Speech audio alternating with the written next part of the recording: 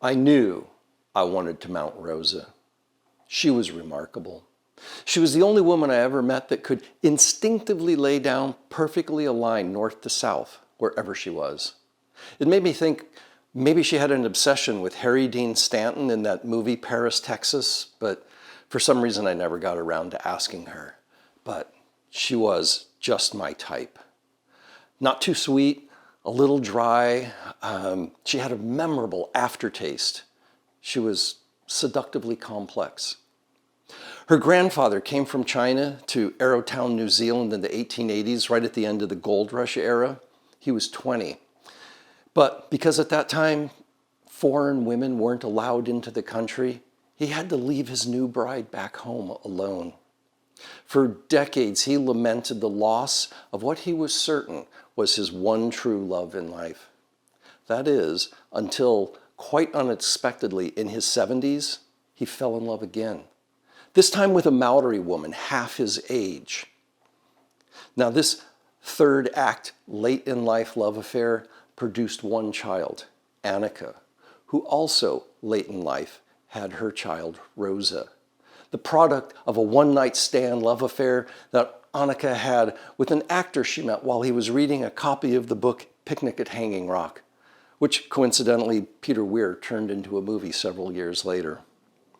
Now, I think it's safe to say that Rosa comes by her phonetic tension honestly.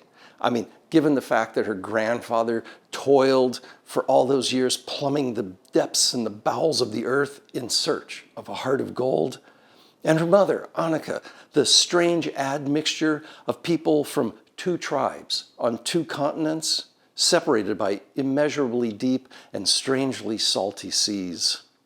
I think maybe that's why I always felt that Rosa thought of me as just some strange, slow, mineral-rich drip, drip, drip from a stalactite she kept hanging around in her cavern of passion. She'd always warn me, be careful. I know it's rumored that the seeds you're trying to plant here won't take root, but you never know.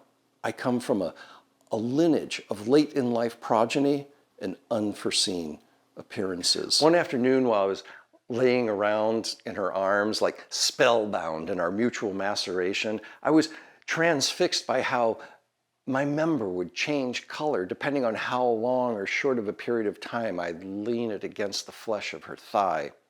She interrupted my musing and said, "It occurs to me, Mr. Perry." She often called me Mr. Perry, and I didn't know why, but then again, on occasion, she'd call me Rockmelon when she thought I was being too verbose.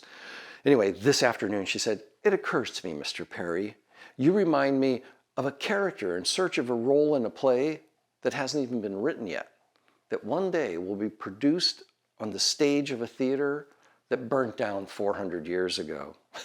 I loved her whimsy. I mean, we had the same respect for kismet, that balance between fate and destiny. It was like an innate sense.